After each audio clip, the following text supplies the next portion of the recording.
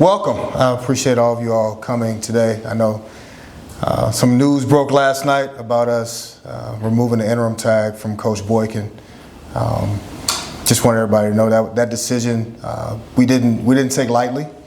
As we said when we made Trent the interim and the leadership change, the biggest thing for us was trying to find a direction for the program and setting the culture moving forward. What he's done all summer, what he's done the first 6 games, the president and I have talked about it, and we think that the direction is headed in the right way, the right direction for the program. And it's more than just wins and losses. I know everybody kind of probably looks at the 3-3 record and they ask why now. I thought it was important. One, we've had a lot of transition, as most of you guys know, here in the department since I've been here the last 18 months. And I thought it was important for us, one, if Trent was going to be the guy, which we thought he was going to be the guy, make the announcement sooner than later. When you talk about recruiting, you talk about this new era of college athletics and the transfer portal and trying to keep your team together. I thought midway through the season we would have an idea if we were going to head in that direction or not. So it's a good time coming out of the bye week, going into A&T with the second half of the season. Gives them some time. Gives our guys some time to know that he's going to be here, gives the recruits some assurance that he's going to be the guy when they come to campus next year. So we just thought it was important to make that decision right now. So, how long is the contract? We haven't had that discussion yet. Still working through that piece of it.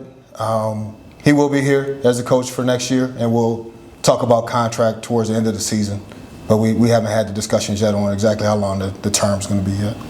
You said that it wasn't all the wins and loss record. What goes into, reassuring yourself that this is the right guy, that Trent's the right guy? I mean, is it observing practice and seeing how the guys respond to him, buy-in, everything like that? It's kind of all of that, Mark. I'm fortunate enough I've done this for a while and been at some really, really good football institutions. I was at ODU when we started football. It was kind of one of the best startups in football history. I had a chance to go to Akron, where actually Trent and I worked together for 8 years and went to 2 bowl games there, had a hand in what Mike's building up the road at William & Mary. So you kind of know what it looks like from a culture standpoint. Being at practice, being around the team, seeing the structure he has for the program, the meetings and how it's run, having that background and seeing how it's been successful other places, you kind of just know what it looks like. And the guys have responded to him. Last week still, I think, bothers both him and I. Because, you got a nationally ranked opponent on campus, you're up by 14, and that's what you kind of build towards, right, and expect. So we think that we'll have some more of those, but like I said, you just kind of know what it looks like when it's time to make that decision. When it comes down to your process for how you handle this, obviously you've had a couple of coaching searches and this year where you've gone out and found somebody. How, aside from the obvious of that he's the interim and he's already here, how do you approach kind of the process of removing the interim tag differently from going out and finding another guy? I really don't think you approach it any differently, honestly. I think it's a little bit more convenient because he's kind of auditioning while he's on the job. So it's not one of those things where you have to, identify a candidate and then go do your research. I mean, all the research was here. Yeah. So, given the fact, like I said, we already have history. I know him as a person. I know his work ethic, and then seeing him actually put that in place here at Hampton, it made the decision a little bit easier. But I don't think you approach it any differently than if you are looking at an outside candidate. Did you talk to any players? The captains, did have any influence on this decision? Kind of, yes, but not in the sense of, hey, do you think Trent should be our next head coach? It's just being around the program and talking to the guys and how they feel about the direction and what they're doing and do they feel they're going to be successful. It's more just kind of getting the feel just by being around. I'm one of those ADs, I'm around all the time. I'm at practice. I go to all the away games. I travel with them on the road. So it's easy to get to know the guys in a sense of how they feel about the program. So I think it's just more about being around than actually, bringing them in and asking them, well, what do you think about the program? You just kind of get that in natural conversation.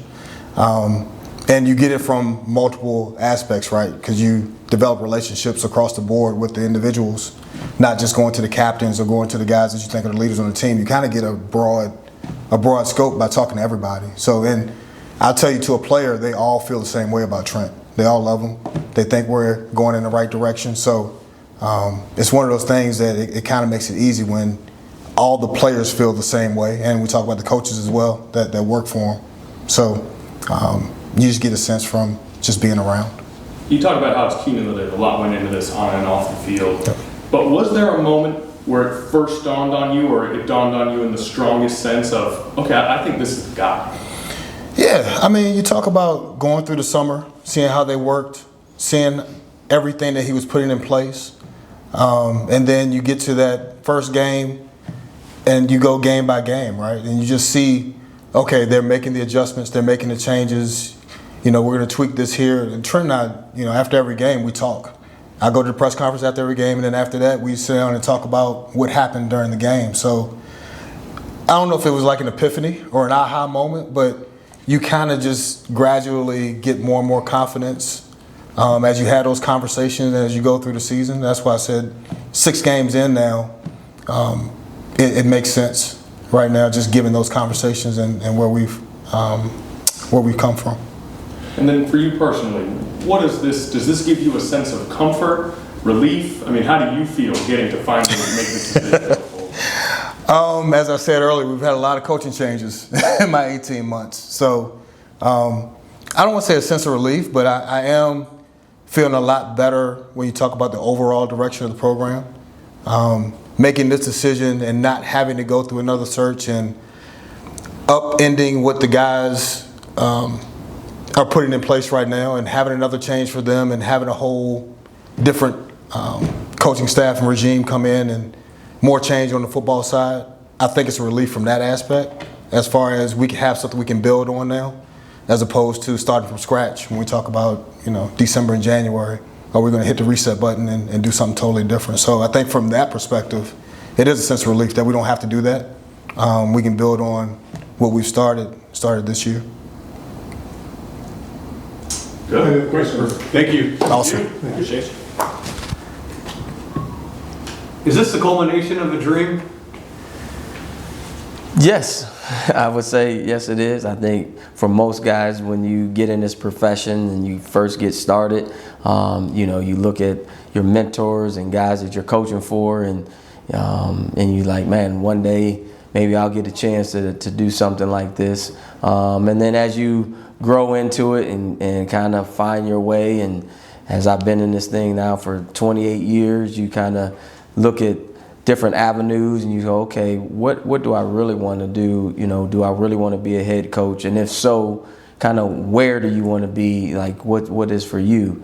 And you know, to have this opportunity to be here is a blessing, and I'm so thankful for the man above to give me that opportunity. So thankful for, you know, AD Henderson and our President Williams, to just give me this opportunity. So it is a dream come true, and really for this job particular, you know, I've always, I want to say always, but as I got into this, I felt like I wanted to be a head coach at a HBCU program and kind of give back to programs like this, and then to be able to be at a program like this with the resources that we have, the excellence in education that we have, the area that we're in. Like, this is probably one of the best programs, and not just, again, as you start thinking about it, HBCU, then you're like, man, this is one of the best programs to be around, period. And so now it's like, man, I'm really in the best of both worlds that I could be in right now. Take us through the process. How did you find out that this was going to be your gig? Who told you? Was there a meeting? Was it a phone call? Yeah. You know, AD Henderson, you know, called and said, hey, you know, let's sit down and talk. You know, I'd like to talk to you and kind of give you kind of what our thoughts are after sitting down with the president and I. And so I, you know, went to his office and took my notebook, and really didn't know at first, you know, maybe just give some information to me. But, you know, he started talking about, hey, this is what the president and I have looked at, and, you know, we feel like this is a good time to take the interim tag off and put you in a position to be, you know, full-time head coach. And so we had that conversation, a couple days, prior. I kind of just kept it to myself at that moment, and just said, hey, I'm gonna still keep my head down and just grind. And then yesterday we said, hey, well, let's tell the team first, before we have this meeting here on Wednesday. And so I thought that was a great idea to kind of break it to them first, to say, hey, this is what's going on, and a lot of excitement, and for all parties, and then got right to work. Were you surprised at the timetable at all? Did you expect to hear anything midseason? No, not at all. We talked about, hey, we're gonna do this until December 31st and kind of go from there. So it never crossed my mind at all that, hey, maybe at the halfway mark, or it never did. It just, hey, I'm just gonna put my head down and just grind and work. And so I can say I was really shocked about it. It never crossed my mind. I knew that, hey, I'm gonna be interviewing for this job till December 31st, and we're gonna see what happens at that time. So to happen now, it is it's a surprise, but very humbled about it. Who's the first person you called? My mom. How'd that conversation go? She was excited. Then I called my brother and talked to him. Then I talked to my son. So those were the three people that I talked to first, and then after that, then talked to my two daughters after that. So it was a very close knit of people that knew, and I said, don't say anything until it's time to be said. With it being mid-season, you guys are so locked in Yes. daily, it's like every minute is accounted for. Yes. Have you had a chance to step back a little bit and appreciate the moment? No.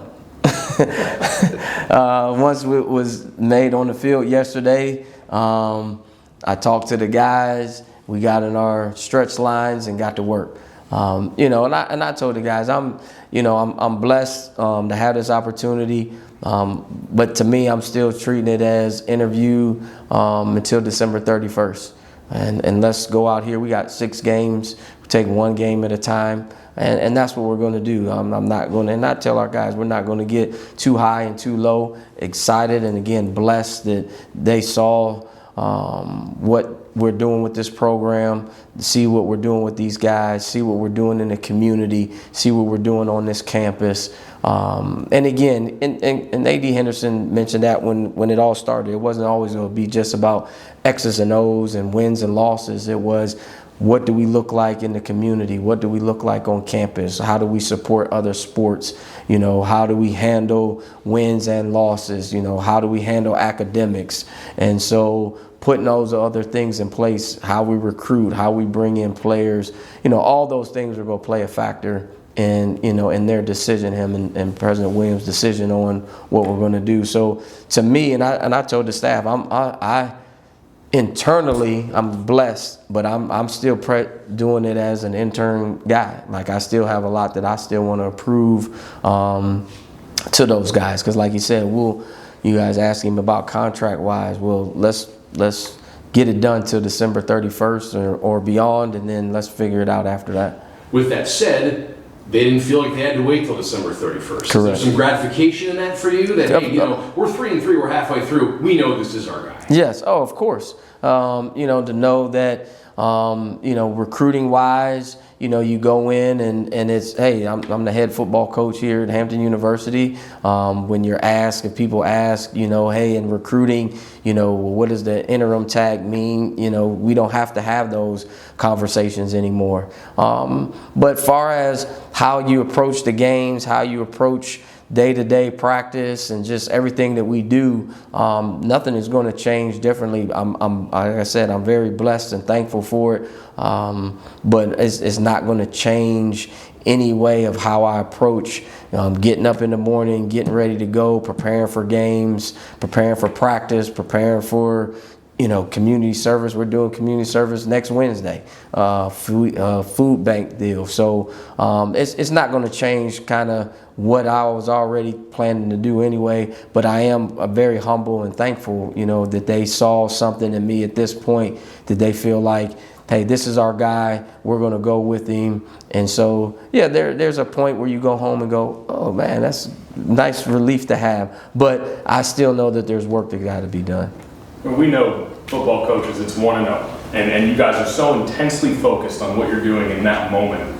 But for you, having been a head coach and having that shot, having a long resume of coaching experiences really leading into last year, had part of you started to think, maybe this won't happen, maybe I won't get another shot at the head job? No, I don't let that cross my mind. You know, even when they gave the interim tag, I just saw myself as the head coach here. I didn't look at it. I mean, more the media and social media would say interim head coach, but I didn't operate in that. You know, I just said, hey, they're giving me an opportunity. I'm gonna take the most of the opportunity.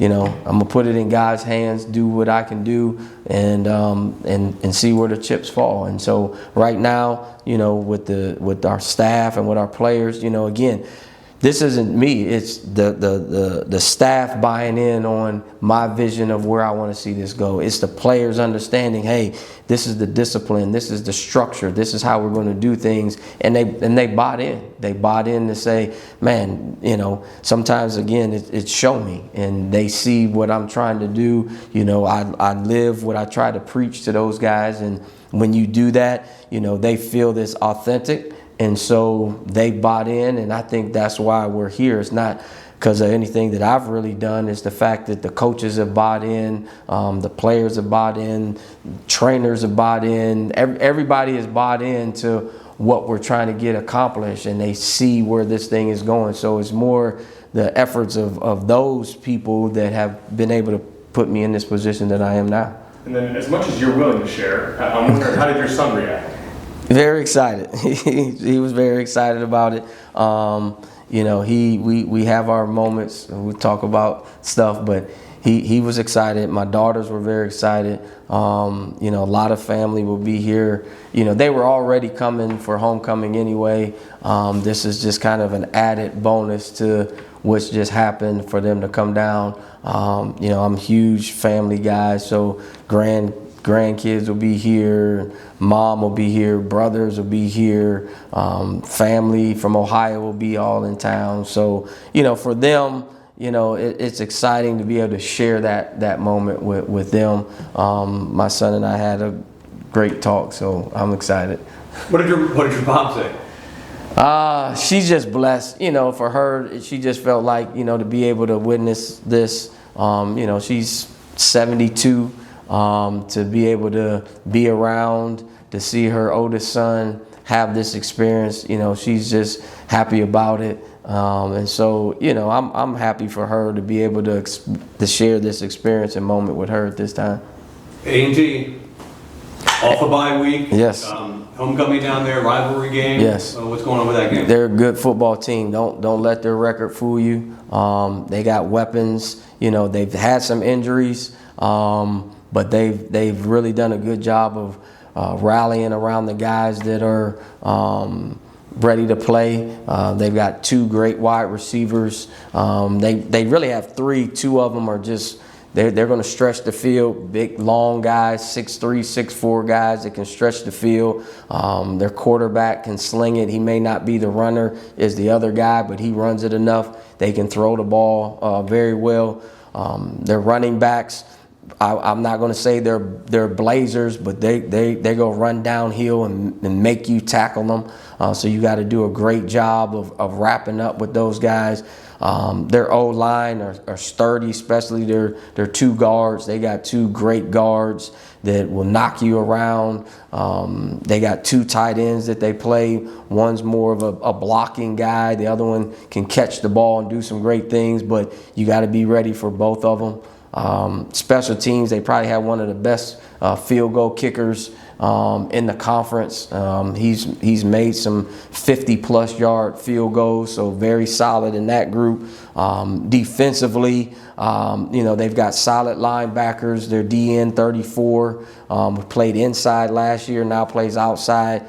is all over the place. Looks like they kind of give him a green light to just go make plays. They got their DB number one, Prenti, who's a very outstanding defensive back, and they're just a gritty group on defense. And so, again, we're excited. They came here for our homecoming. We got to go there for their homecoming. The atmosphere is going to be wonderful. They do have a good team. Again, we just have to take care of us. And if we take care of us, we'll be all right. What do you guys focus on the most during the bye week?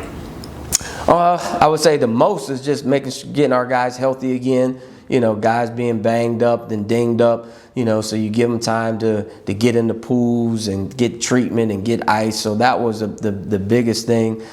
Second thing is just going back to the fundamentals, going back and doing a self-scout. All right, what are we good at? What are we okay at, and what do we need to take out because we're not running this stuff anymore. So all phases. We didn't do a whole bunch of banging against each other. We did a lot more separate stuff where, hey, DBs got more individual times, running backs got more individual times. Then we did more group stuff where quarterbacks, running backs got together, wide receivers, quarterbacks got together, running backs, O-line got together. I thought that was important for us to kind of get those units together. And so we did a little bit against each other, but it was more about making sure that we worked our fundamentals and then you worked with your group areas to kind of solidify some things that we needed to fix. Coming into the second half, coming to that point, what are some of the things that you feel like this team is good at or bad at or you got to get rid of? One thing is, again, we talk about all the time, you got to eliminate penalties.